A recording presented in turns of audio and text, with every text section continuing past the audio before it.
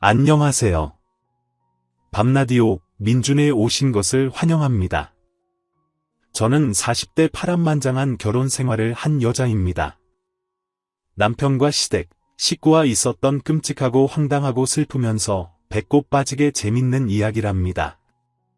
반전 서스펜스 추격 액션까지 잘 버무려진 사연이죠. 꼭 사연이 채택되길 바라면서 저희 이야기를 써보도록 하겠습니다. 5년 동안 연애한 남편과 결혼했을 때 제 나이는 32살이었어요. 늦지도 이르지도 않은 적당한 나이였죠. 저희 두 사람은 성대하고 찬란한 결혼식을 올리고 멋진 신혼을 시작했습니다. 그 이와 저는 여러 가지로 맞는 게 많았어요. 그래서 대화가 끊이지 않았고 무슨 일이든 함께 했죠. 집에서 영화를 볼 때도 있었고 당구장에 같이 가서 짜장면 내기 시합을 하기도 했어요. 저와 그이는 당구 실력이 비등해서 항상 막상막하의 시합을 했답니다. 오늘은 내가 좀 앞서는데 나 이제 3 쿠션만 풀면 끝인 거 알지 뭐야 벌써 쿠션이야. A 공이 모였으니 가락으로 치면 바로 끝나겠네. 잠깐, 공 2개가 붙어 있는 걸 보니까 그게 생각나네. 아이 저기 여보 누가 들으면 어쩌려고? 그래, 당신 무슨 생각을 한 거야? 난 호빵 2개를 말하려고 한 거야. 뻥치지 마. 당신이 퍽이나 헛방을 말하려고 했겠어. 지난번에는 이 큐대를 내 소중이랑 비교했잖아. 그거야.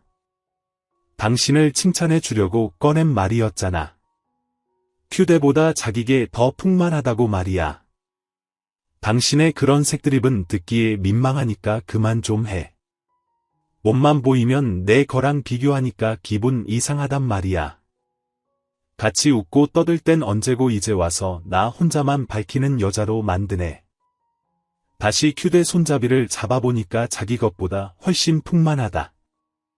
내가 괜한 거짓말을 했네. 아, 그게 무슨 말이야? 내가 더 풍만해.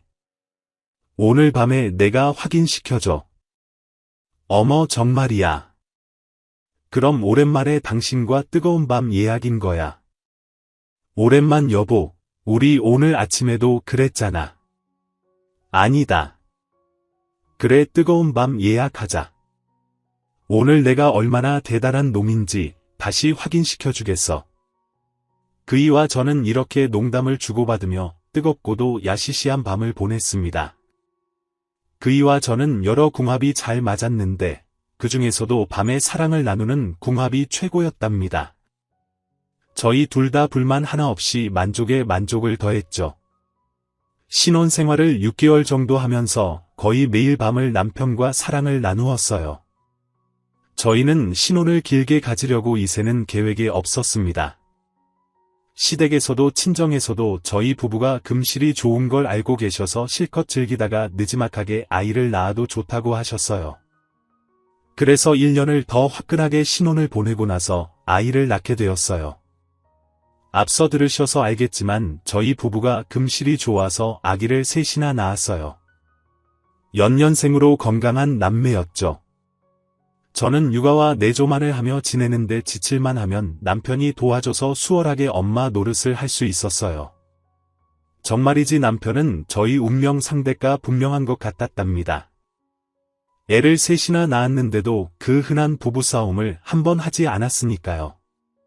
서로의 마음을 아주 잘 알고 있으니 배려와 이해가 일상이 되어 이런 결혼 생활이 가능했던 것 같습니다.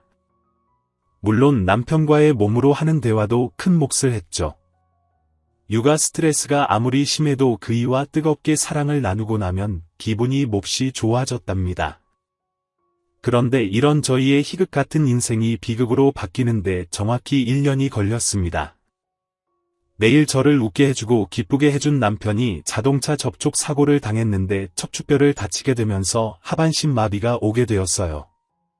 사고 후 수술을 해봤지만 배꼽 밑으로는 아무런 감각이 없게 되었다는 말을 들었죠. 남편은 넋이 나가며 병원 천장만 바라보고 있었고 저는 그이의 손을 잡고 몇 날 며칠을 오열하기만 했어요. 여보, 어떻게 이제 평생 휠체어를 타고 다녀야 한다잖아. 미안해, 영자야. 내가 사람 구실 못하는 놈이 됐네. 며칠 생각해봤는데 아무래도 당신과 나 이혼하는 게 좋겠어. 당신은 아직 나이도 젊고 예쁘니까 나와 헤어지고 새로운 인생을 사는 게 좋을 것 같아. 애들은 우리 엄마한테 키우라고 하고 새 시집을 가도 된다고. 뭐? 나더러 다친 남편을 버리고 딴 놈 만나라고? 애들을 버리고 새 인생을 살라고? 그게 말이야, 막걸리야. 당신 병원에만 누워있더니 미친 거야. 내가 당신을 얼마나 사랑하는지 몰라? 난 당신이 없으면 삶의 의미가 없다고. 살아야 할 이유가 사라진단 말이야. 이 멍청한 놈아, 당신이 하반신 마비이든 전신 마비이든 죽을 때까지 내가 지킬 거야. 알아듣겠니? 영자야, 그러지 마. 네가 자꾸 이러면 내가 미안해서 못 살 것 같아. 여보, 난 당신이 진심으로 행복하게 살았으면 좋겠어. 나 같은 비행실은 그만 잊고 떠나란 말이야. 당신 마음이 어떤지 아는데 자꾸 떠나라는 소리 하지 마. 경고하는데 한 번만 더 이혼이니 새 삶을 살라느니 그따위 소리하면 싸대기 맞을 줄 알아. 난 누가 뭐래도 우리 애들 엄마고 당신 남편이야. 절대 내 인생을 버리지 않을 거라고. 그이는 하반신 마비가 와서 저를 떠나려는 생각만 하고 있었는데 제가 이를 받아주지 않았습니다. 저는 남편을 사랑하는 것 이상으로 존중과 존엄, 그리고 존경하고 있었으니 그 이 없는 인생은 상상도 할 수 없었습니다. 제가 끝까지 우기며 경고했더니 그이는 이내 저의 마음을 받아들였어요. 병원에서 퇴원해 집으로 돌아가서 일상을 보내기 시작했죠. 남편은 회사를 다닐 수는 없게 되었지만 회사에서 배려를 해줘서 집안에서 일할 수 있게 해줬습니다. 사무직이고 손으로 하는 일이니 그 이가 충분히 소화해낼 수 있었습니다. 그리고 시댁에서 저희 부부에게 미리 유산을 주셨기 때문에 생활이 어렵거나 제가 가장 노릇을 할 필요는 없었어요. 그저 남편을 잘 돌보고 우리 아가들이 건강하게 잘 크도록 해주면 더할 나위 없었답니다. 남편은 집 안에서 혼자 모든 걸 해결하려고 했어요. 예를 들어 기저귀를 혼자 가려는 것과 샤워를 혼자 하려고 했죠. 저에게 똥 웃음을 보이고 싶지 않고 나약한 모습을 보이고 싶지 않다며 화장실에 제가 따라 들어가려고 하면 화를 냈답니다. 그래서 몇 주간은 남편이 혼자 하는 걸 두고 봤는데 아무래도 저의 손을 빌리는 것이 좋을 것 같아 남편의 기저귀를 제가 갈아주기 시작했어요. 안 돼, 하지 마. 더럽단 말이야. 당신한테 더러운 모습 보이고 싶지 않아. 당신한테 남자이고 싶단 말이야. 여보, 거꾸로 내가 다리를 못 쓰면 당신은 어떻게 할 거야? 내가 모든 걸 혼자 하게 내버려 둘 거야? 대답해봐. 만약 날 제대로 돌보지 않겠다고 대답하면 가만두지 않겠어? 그건 아니지만 너무 부끄럽고 수치스러워. 충분히 나 혼자서 할 수 있다고. 여보, 제발 힘들어도 당신에게 더러운 내 모습을 보이기 싫단 말이야. 시끄러워 부끄럽고 더럽다니 전혀 그렇지 않거든. 그리고 당신이 매번 화장실에서 1시간 넘게 낑낑대면서 땀을 한 바가지 흘리고 힘들게 나오면서 혼자 가능하다고. 여보, 나 당신 아내야. 우린 한 몸이라고. 그러니까 부끄러워할 필요도 없고 수치심을 느낄 필요도 없단 말이야. 정 민망하면 수건으로 당신 얼굴 덮어줄게. 나머지는 내가 알아서 할 테니까 딴 생각하거나 노래를 불러. 그렇게 남편의 기저귀를 갈아주기 시작했고 이튿날부터는 샤워도 제가 시켜줬습니다. 남편은 미안하다는 말을 연신했지만 얼마 뒤부터는 적응이 되어서 제가 씻겨주고 똥 오줌을 받아줘도 별 말을 하지 않았답니다. 한편 저 혼자 남편과 애 셋을 돌봐야 하는 걸 안쓰럽게 본 시어머니는 매일 저희 집으로 출근하셨습니다. 만약 시어머니가 없었다면 저는 과로로 쓰러졌을지도 모르겠네요. 여하튼 시어머니와 육아를 나눠서 해서 남편에게 신경을 많이 쓸 수 있었어요. 그이는 서재에서 회사 일을 척척 해나가서 이전과 다르지 않은 실력을 증명했기 때문에 잘리는 일은 없었습니다. 해가 한번 바뀌는 동안 반복되는 생활이 아주 조금 힘들긴 했지만 가족이라는 울타리 안에서 지내는 게 인생 최고의 행복이라고 여기며 꿋꿋하게 잘 버텨나갔습니다.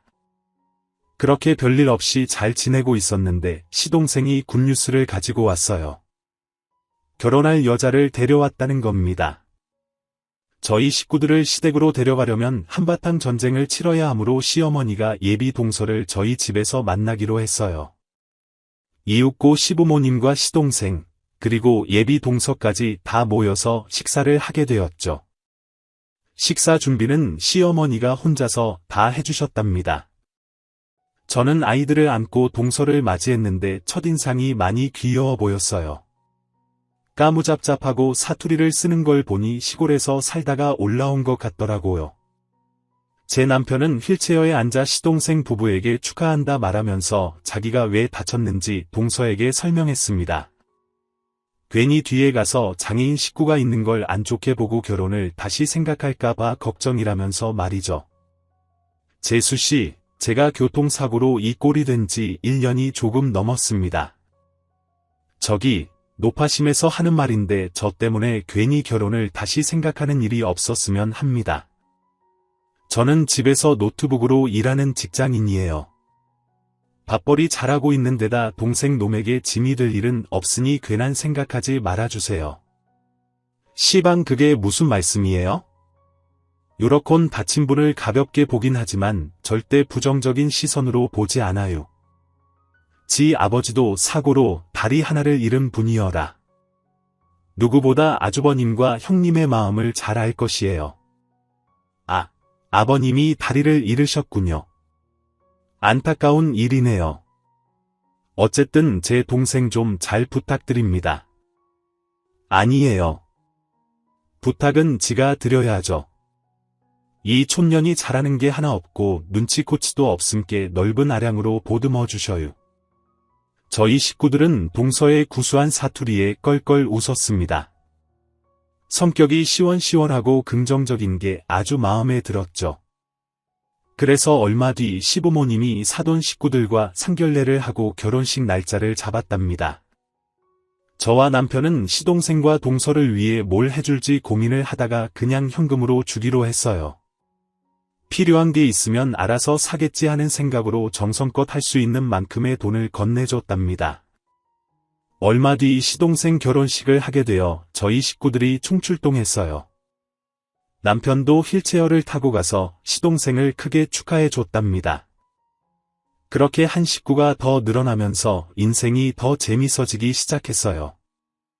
동서는 조금 푼수기가 있었어요. 세상에 왜 비밀이 없는지 알 것 같은 정도로 입이 가볍고 하지 않아도 될 말을 실컷 떠들었습니다. 제 육아를 돕겠다고 자주 와줬는데 틈만 나면 저에게 야릇한 말을 하더군요. 성님, 지가요 어제 근께 저희 서방님하고 홍콩을 몇 번이나 다녀온지 몰라요. 그래서 한숨도 못 잤어요. 그래서 동서랑 서방님이 잘 맞는 것 같네. 다투거나 그러진 않지? 다투긴 엄청나게 다퉈요. 하루에도 10번은 싸운다니까요. 그런디 저희 부부는 밤에 침대에서 한방에 화해를 해요. 10마디 말보다 몸으로 한 번 대화를 나누면 끝이란게요. 그 순간을 떠올리니까 온몸이 짜릿해지네요. 그런데 성님, 그거 아셔요? 지가 가끔은 일부러 남편이랑 화끈한 밤을 보내려고 먼저 시비를 걸기도 했어요. 그래야 밤에 확실히 자라니께요. 그래, 우리 동서 좋겠네. 이러다가 자네 애가 바로 들어서는 거 아니야? 잠깐, 배가 좀 나온 것 같은데 병원 가봐야 하는 거 아니야? 성님, 이건 똥배예요. 지가 평생 달고 다닌 거라고. 그런데 성님은 아주버님이랑 어때요? 요즘도 밤에 후끈거리고 그래요?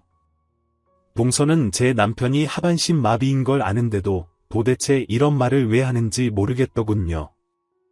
저는 순간 화가 나서 눈에 힘을 주고 말했습니다. 동서, 지금 나 놀려? 내 남편이 어떤 상황인지 모르는 거야. 오, 손님. 다리만 못 쓰는 게 아니라 아예 배꼽 밑으로는 싹 다 못 쓰는 거예요. 죄송해요. 지는 몰랐슈. 다리만 다치신 줄 알았네요. 성님, 나 같은 년은 맞아도 싸요. 딱이나 한 대 날려주세요. 됐어. 자네가 몰랐다고 하는데 내가 뭘 어쩌겠어? 다음부터는 말 조심해줘. 내 남편은 붉으니까 괜히 자네가 서방님과 나눈 잠자리 이야기를 듣지 않았으면 좋겠어. 정말로 죄송해요. 이놈의 입방정 땜시 여러 번 고비를 맞았는데 또 이러고 있네요. 성님, 이해해 주셔서 고마워요. 동서는 수십 번 미안하다고 말했어요. 저는 자꾸 그 말을 들으니까 더 화가 나서 제발 좀 그만하라고 경고했습니다. 그런데 이 푼수 동서가 다음에는 이런 말을 하더라고요. 성님, 제가 궁금한 게 하나 있는데요. 그럼 그 욕구를 어떻게 푸세요? 뭐, 욕구? 동서, 선을 3개 넘네. 지금 불구인 남편과 나를 동시에 조롱하는 거야? 자네가 육아를 도와줘서 고마운 건 알겠는데 이따위 말을 할 거면 당장 나가. 아니, 그것이 아니라 쟤는 진짜로 궁금해서 물어본 거예요. 혹시 아주버님이랑 시도는 해보셨어요? 요즘 유튜브 보니까 하반신 마비가 된 사람이 열심히 재활을 하면서 조금씩 걷기도 하고 남자 구실을 한다고 나오더라고요. 기적적으로 밤의 황제가 될 수도 있는 거 아니에요. 성님, 지가 좀 도와드릴까요? 진짜 징그럽게 집요하네. 이리 봐, 동서. 내 남편은 고칠 수 없어. 병원에서 그렇게 말했고 재활도 해봤지만 모두 실패로 돌아왔다고. 그러니까 제발 그 입 좀 다물어줘. 부탁이야. 저는 따끔하게 말하며 동서의 입을 닫게 만들었습니다. 그런데 동서는 여전히 눈치 없게 매번 저희 집에 와서 시동생과 보낸 밤에 대해서 떠들었어요.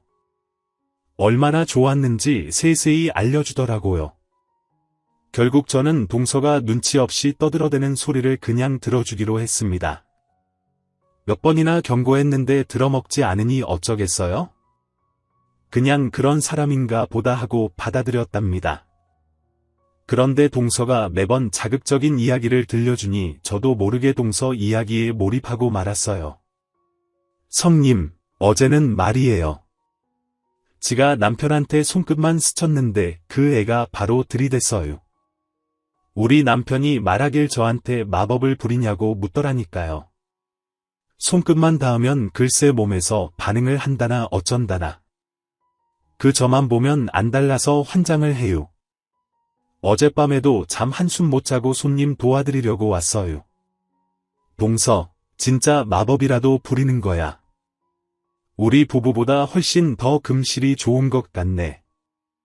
내가 말을 안 해서 그렇지. 우리 부부도 예전에 장난 아니었거든. 일단 애가 셋인 것부터 봐봐. 우리도 한숨도 안 자고 밤을 지새우는 날이 아주 많았었지. 아, 그랬어요. 음매, 그런데 성님 지금 어떻게 참고 사시는 거예요? 아이고, 제가 말이 헛나왔네요. 죄송해요. 성님, 이제 하도 많이 들어서 아무렇지도 않다. 괜찮아, 동서. 그리고 사실 매일 참고 사는 건 맞아. 남편하고 밤에 나란히 누우면 혹시나 하고 가능할지 시도를 몇 번 해봤어. 그런데 안 되는 건 어쩔 수 없더라. 뭐 어쩌겠어, 하늘의 뜻인가 보다 하고 사는 거지. 우리도 한때는 정열적인 밤을 매일 보냈다고 음에 안타까워라. 여태 참고 사셨구만요. 딱해요. 성님 언젠가 가능해지는 날이 올 거예요. 그게 너무 실망하지 마세요. 그랬으면 좋겠다. 나도 자네처럼 홍콩 가고 싶다. 동서 이거 우리 남편한테 비밀이야. 괜히 말해가지고 상처 주면 안 된단 말이야. 승님 저 그렇게까지 아메바 아니에요. 입이 좀 싸은 것뿐이지. 어쨌든 그 이 귀에 들어가면 속상해할 거란 말이야. 그러니까 입단속 철저히 해. 저는 동서를 믿고 그날의 대화를 잊어버렸습니다. 그런데 정확하게 나흘 뒤 남편이 서재에서 회사 일을 하고 있는데 표정이 좋지 않았어요. 제가 간식을 가져다주며 쉬엄쉬엄 하라고 전했더니 대뜸 짜증내더군요. 이런 거 먹으면 뭐 해? 남자 구실도 못하는데 여보 그게 무슨 말이야? 내가 간식 가지고 온 게 잘못한 일이야. 왜 짜증을 부려? 그랬더니 남편이 노트북을 접어버리고 저를 노려보더군요. 당신 밤이라고 싶어 안달났다며 재수씨한테 부럽다고 했다면서 홍콩 가고 싶어 안달나셨다는데 어쩌냐 내가 당신한테 홍콩을 보내주지 못하는 고자이니 말이야. 치, 겉으로는 안 그런 척하더니 그렇게 욕구가 심하셨어. 그럼 나가서 아무 남자나 골라서 풀고 들어와. 난 고자라서 아무리 시도해도 안 되니까 말이야. 동서가 뭐라고 했어? 어이없네. 그년 여보 난 동서가 서방님이랑 있던 일을 자랑하길래 맞장구만 쳐줬을 뿐이야. 그러다가 당신이랑 시도를 하고 있다는 말이 나온 거고 난 불만 같은 거 없어. 동서가 제멋대로 떠든 것뿐이라고 얼씨구 재수씨한테 온팡 뒤집어 씌우겠다. 이 아줌마야 내가 당신을 몰라. 우리 사귈 때랑 신혼 때 얼마나 밝히는 여자인지 누구보다 내가 잘 안다고. 당신 그동안 어떻게 참고 지냈어? 1년 넘게 고자랑 살면서 어떻게 버텼냐고 아니지 버티고 참는 게 아니라 나 몰래 남자들 만나고 다녔구나. 나 잘 때 딴 놈이랑 하고 들어왔지. 남편은 동서에게 들은 말로 인해 크게 화가 나서 저에게 상처를 주는 말을 하더군요. 저도 화가 나지만 남편의 입장에서는 기분이 나쁠 테니 조용한 목소리로 대답했습니다. 여보, 날 그렇게 몰라. 내가 당신을 두고 바람 피울 여자로 보여. 그리고 애 셋을 키우는 엄마가 언제 집을 비우고 바람을 피우겠어? 아 그럼 시간이 나면 바람을 피우겠다는 소리네. 이야 당신 걸렸어. 속마음을 이제야 알겠네.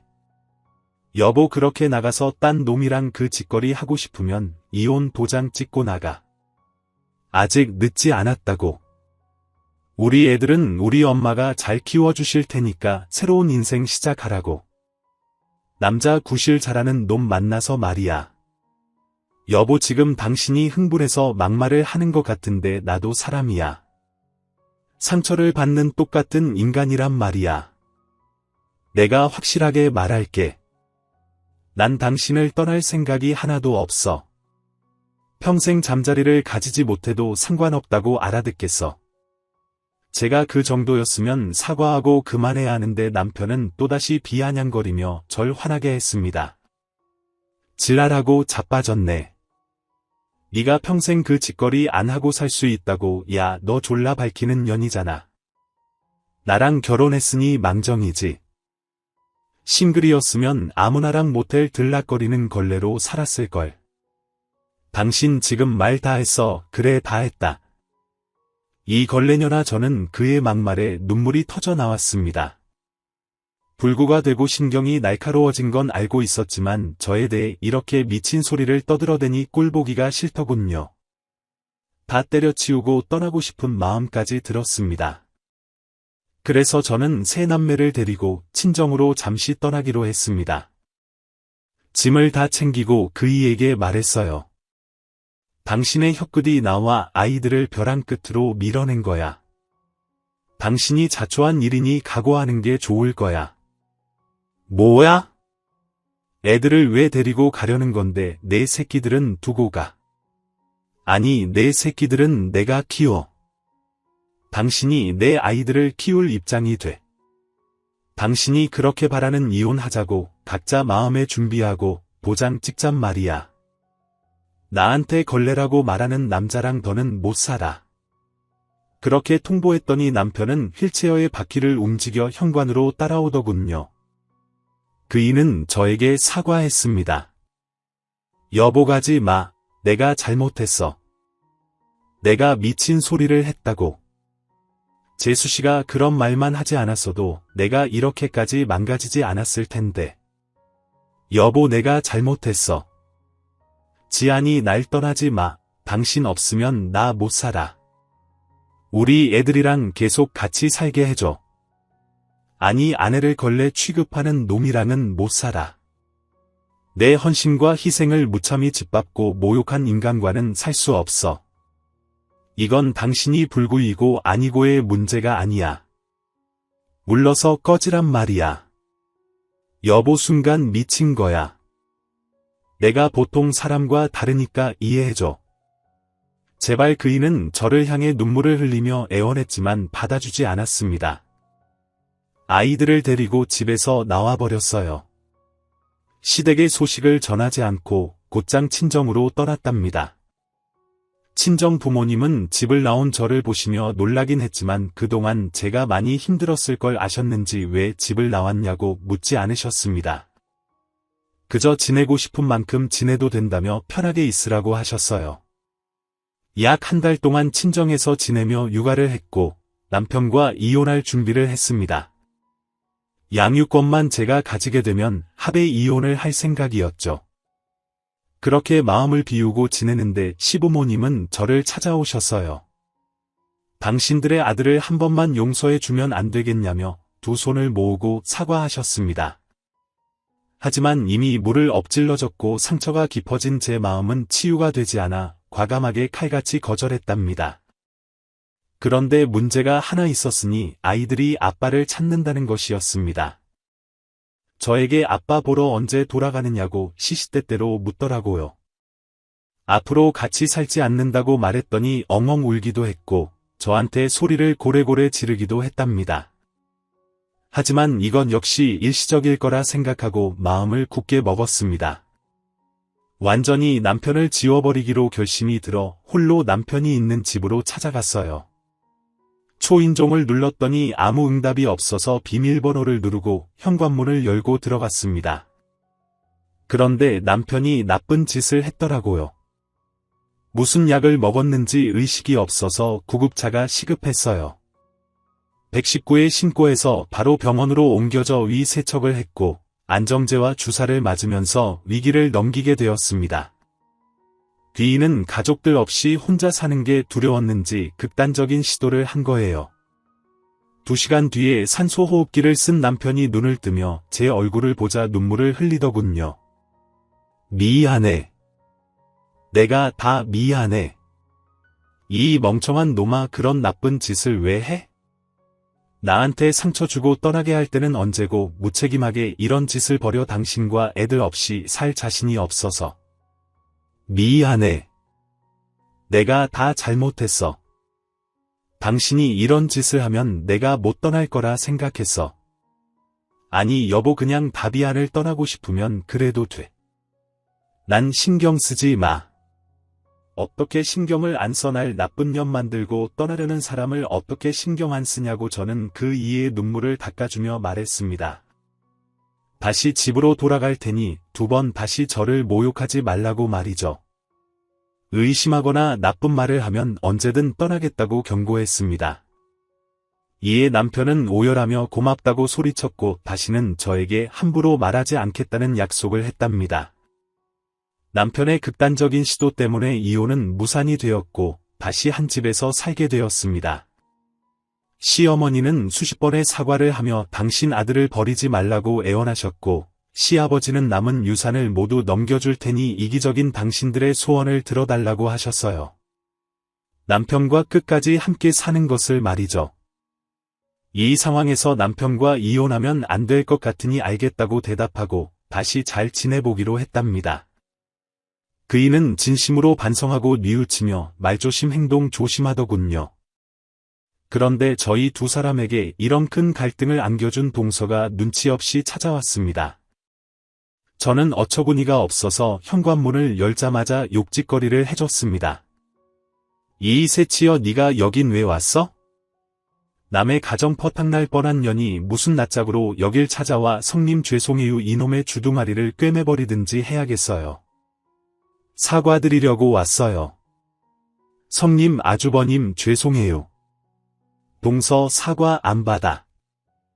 그러니까 돌아서 그대로 꺼져버려 지는 진심으로 사과드리러 온 건인디. 성님 그러지 말고 한 번만 봐주셔요. 넌 말로 해서는 안 되는 년이구나. 메타작을 하면 돌아갈래? 좋아 이연아 안 그래도 니년한테 복수하려고 했는데 오늘이 날인가 보다. 거기 가만히 서 있어 오면 성님 참으셔요. 갈게요. 사라질게요. 밉상 동서는 그렇게 주행랑을 쳤습니다. 그리고 몇 달 동안 동서가 눈에 보이지 않아 살만했습니다. 저는 남편에게 동서가 오면 무조건 문전박대를 하라고 일러두었는데 그 애는 너무 심한 거 아니냐며 잘못은 자기가 한 것이니 그만 용서해주자고 말했답니다. 여보 재수씨가 입이 가볍고 실없는 소리를 많이 해서 그렇지 사람 자체는 괜찮잖아.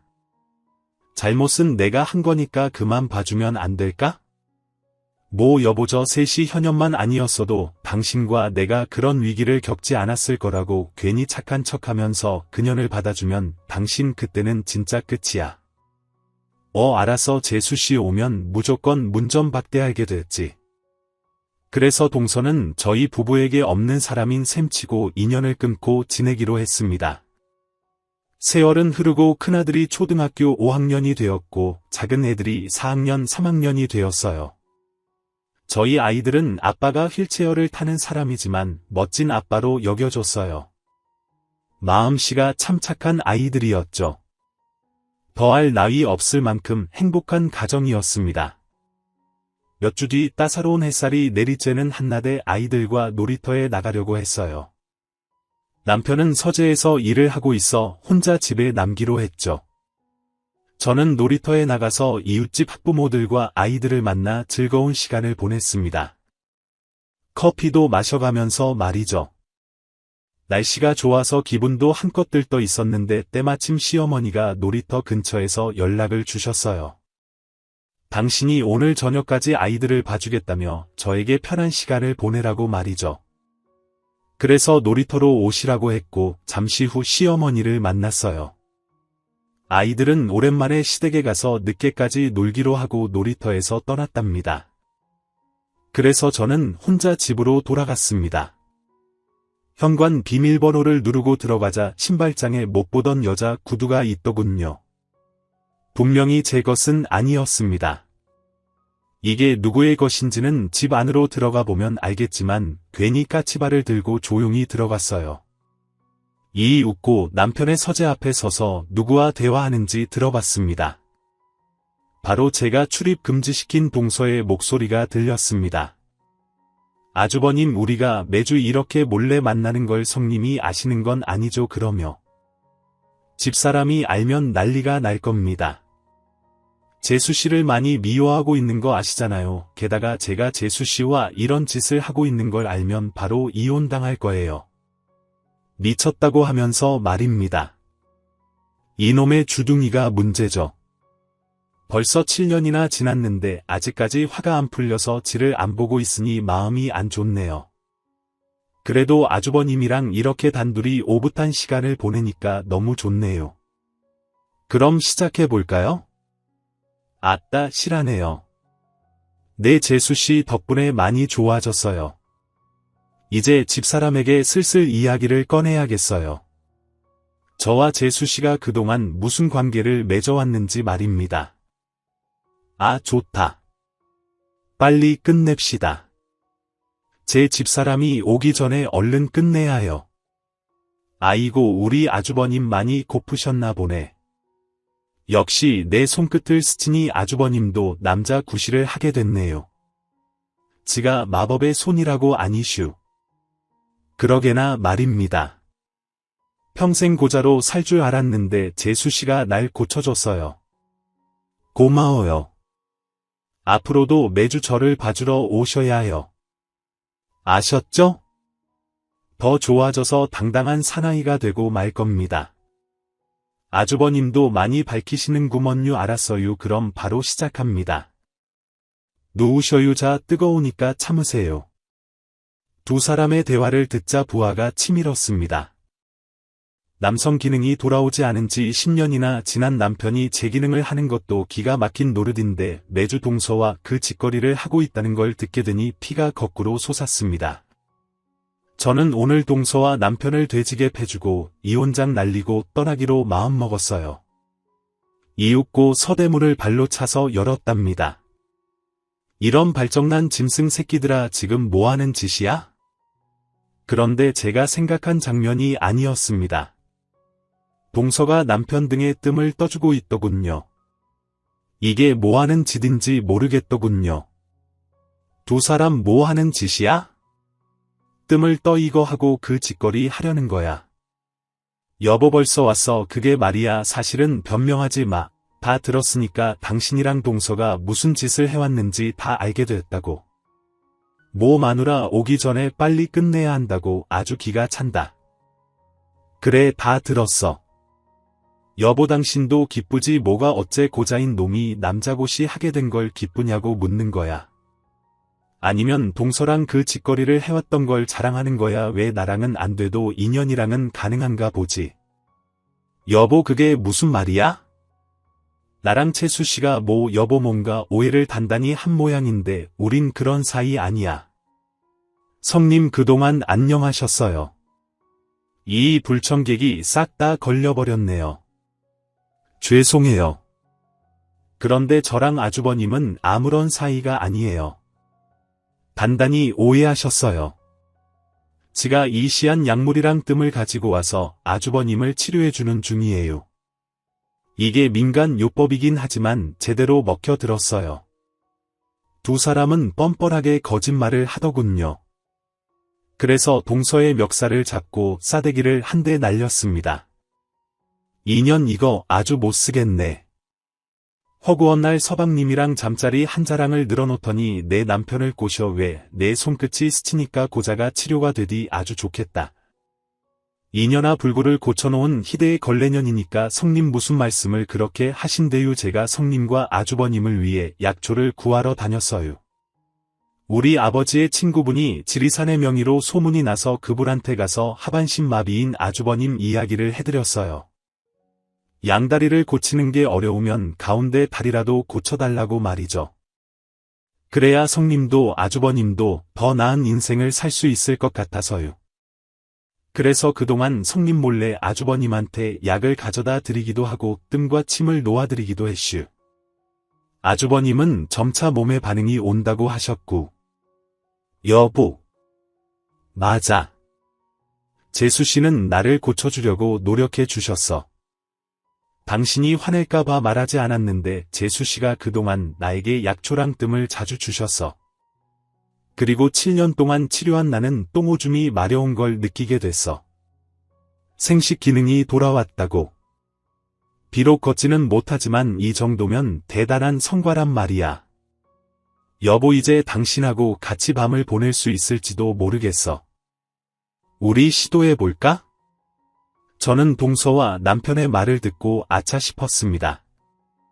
동서가 입이 가볍긴 했어도 제 남편을 꼬셔서 이상한 짓거리를 할 사람이 아니라는 걸 뒤늦게 깨달았습니다. 방금 따귀를 날린 게 미안하더라고요. 그리고 남편이 미쳤다고 제가 놀이터 간 사이에 동서와 바람을 피우겠어요. 모든 게 제가 오해한 게 확실했습니다. 그게 정말이야. 내가 오해한 거란 말이야. 동서 미안해. 뺨 때린 거 미안. 밖에서 들었을 때 둘이 이상한 짓을 하는 줄 알았어. 아니에요. 지가 예전에 맞을 짓을 한 걸 오늘 맞은 거로 생각할게요. 성님. 지가 매달 몰래 찾아와서 아주버님과 약재를 드렸어요. 그래서 지금 상태가 많이 좋아지셨어요.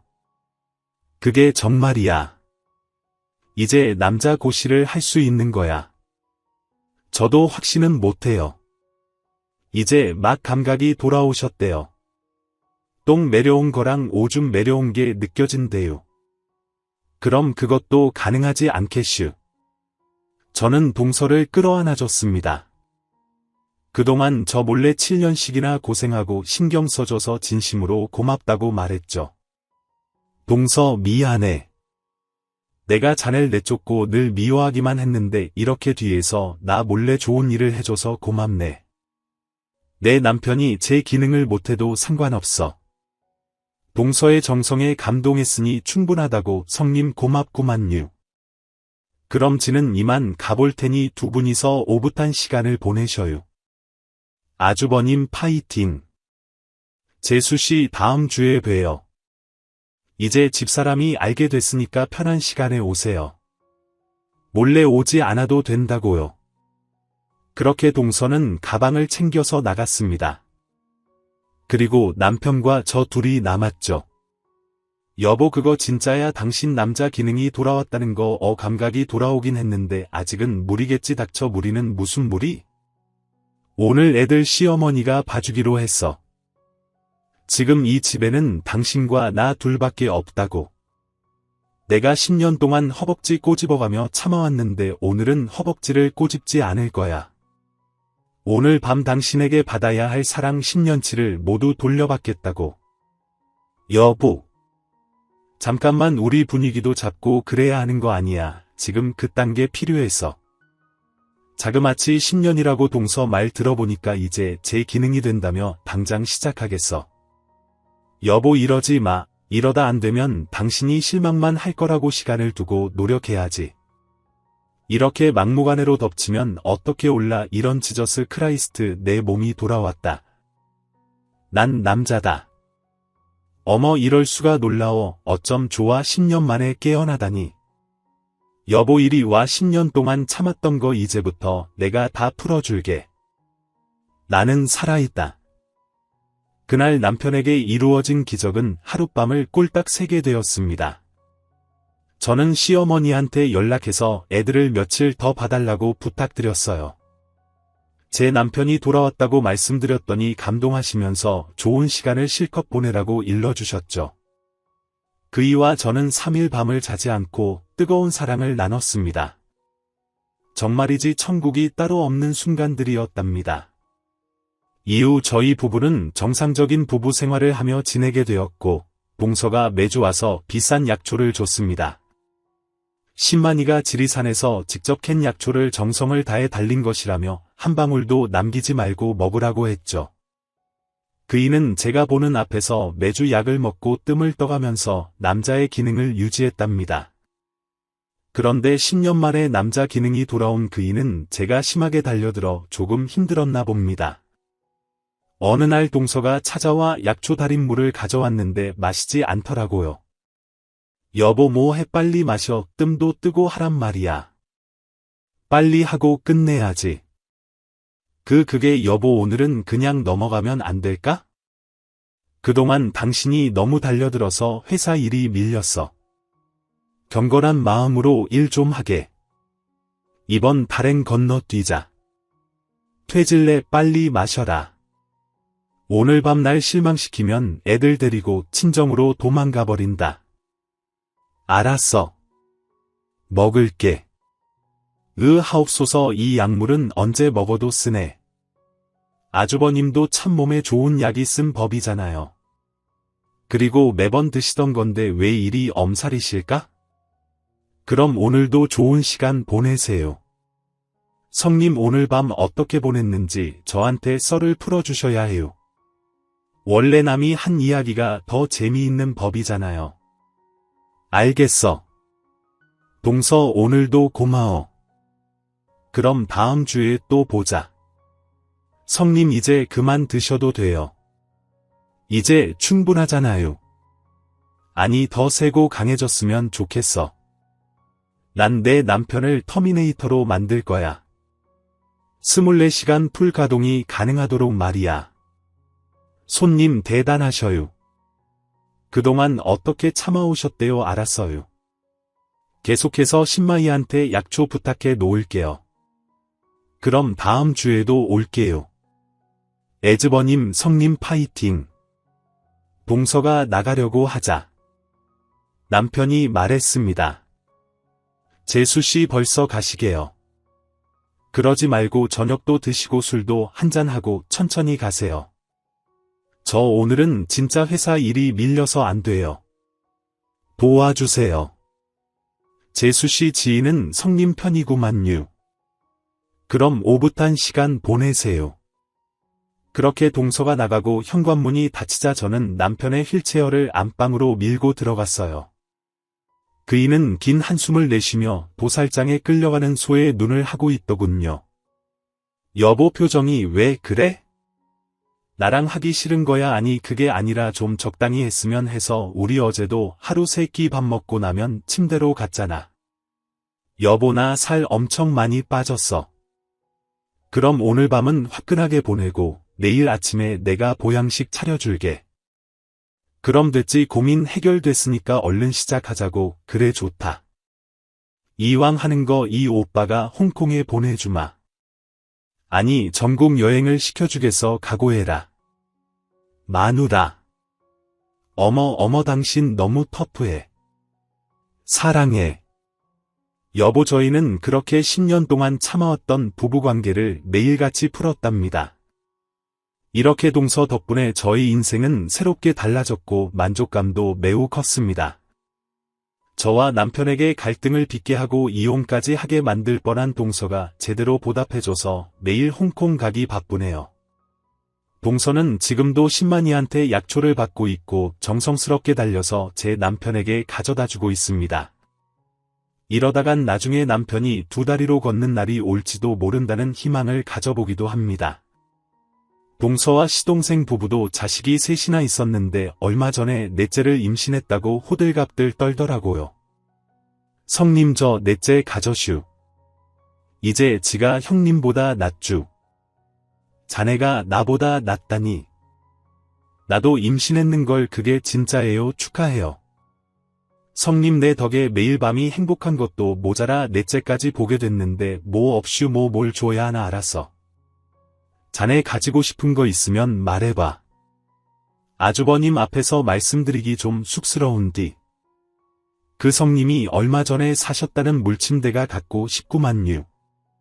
지도 물침대 위에서 아이고 부끄러운데요. 부끄럽기는 그래 좋아 그 정도도 못 해주겠어. 물침대 사줄게 서방님하고 아주 그냥 물 위에서 즐겨보라고. 아이 몰라요. 왜 좋은가? 저와 동서는 동시에 넷째를 임신하게 되었고 비슷한 시기에 출산을 하고 산후조리원도 바로 옆방을 썼답니다. 동서가 산후조리원에서 서방님과 사랑을 나눴다는 이야기를 듣고 저도 질 수 없어서 남편에게 침대로 올라오라고 했네요. 저희 사랑 이야기를 길게 써봤더니 많이 부끄럽고 민망하네요. 되도록 솔직하게 쓰려고 해봤는데 재밌을지 모르겠고요. 남편은 동서가 다려주는 약을 계속 먹고 있기는 한데 아직 기적적으로 두 다리는 서지 못하고 있어요. 그래도 언젠가 꼭 기적이 찾아오리라 믿고 약을 계속 먹일 계획입니다. 절대 저희 욕구 때문에 계속 먹이는 건 절대 아니에요. 그럼 저는 오늘 밤을 위해 미리 준비해야겠네요. 여러분도 뜨거운 사랑하시길 바라면서 이만 남편한테 가야겠습니다. 모두 행복하시고 사랑하세요. 감사합니다. 오늘 준비한 사연은 여기까지입니다. 재미있게 들으셨다면 구독과 좋아요, 알림 설정까지 눌러주세요. 그럼 저는 다음 사연으로 찾아뵐게요. 오늘도 건강하고 행복하세요.